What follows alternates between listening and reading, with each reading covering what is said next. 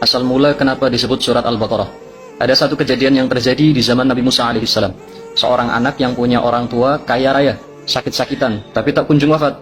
Dia tak sabar menunggu ajal ayahnya, sampai kemudian nekat untuk membunuh orang tuanya sendiri agar dapat waris secepatnya. Setelah dibunuh, dia berteriak, "Tolong, ada yang membunuh ayahku." Bani Israel pun berkumpul. Mereka saling tuduh, sampai salah satu dari mereka berkata, "Kita panggil saja Musa, minta dia untuk menanyakan kepada Tuhannya siapa yang membunuh." Maka Nabi Musa pun dipanggil, dan beliau berkata kepada Allah. Allah pun memberikan perintah, "Innallaha ya'murukum an tadhbahu baqarah." Allah memerintahkan kalian untuk menyembelih sapi betina. Bani Israel menjawab, "Atattakhiduna huzwa?" Musa, kau bercanda sama kami? Kami tanya siapa pembunuhnya, malah kau suruh sembelih sapi. Nabi Musa menjawab, "Aku berlindung kepada Allah dari menjadi orang bodoh. Aku tak bercanda. Ini benar-benar perintah Allah."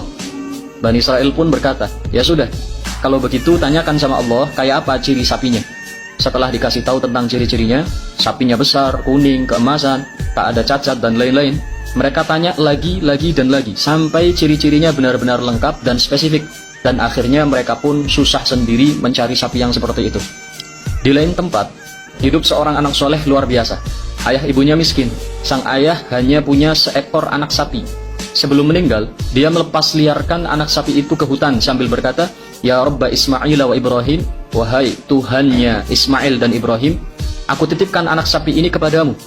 Tak lama, sang ayah pun meninggal. Tahun silih berganti, si anak pun tumbuh besar. Dia butuh uang untuk satu keperluan penting.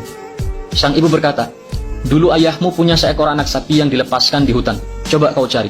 Maka sang anak pun mencarinya. FYI, sapi itu semenjak dilepaskan ke hutan, tak ada satu orang pun yang pernah menyentuhnya. Karena setiap mencium bau manusia, sapi itu langsung lari dan bersembunyi.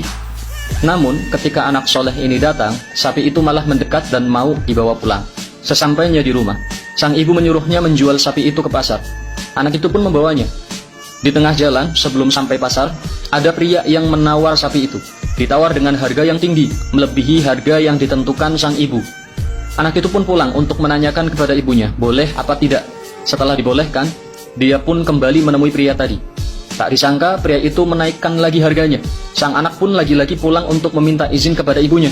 Sang ibu pun punya firasat. Dia berkata, "Nak, lazimnya manusia ketika menawar pasti lebih murah. Ini malah tambah mahal. Tanyakan dia itu manusia apa bukan?" Lalu sang anak pun kembali dan bertanya, "Anda manusia apa bukan?" Pria itu pun menjawab, "Sebenarnya saya adalah malaikat. Allah perintahkan saya untuk mencegahmu menjual sapi ini ke pasar. Karena sebentar lagi akan ada beberapa orang datang ke rumahmu mencari sapi itu. Dan jual sapi itu dengan harga emas seberat sapinya." Dan ternyata benar, tak lama datanglah orang-orang yang mencari sapi dengan ciri-ciri yang persis seperti sapinya. Yang tidak lain mereka adalah Bani Israel yang di cerita pertama tadi diperintah Nabi Musa untuk mencari sapi tersebut. Setelah transaksi, emas seberat sapi, harta si anak durhaka pun habis untuk membeli sapi itu. Sedangkan anak soleh menjadi kaya mendadak. Sapi itu dibawa pulang, dibawa ke hadapan Nabi Musa. Nabi Musa menyembelihnya, lalu memotong ekornya, dan mencambuk jenazah sang ayah dengan ekor sapi itu.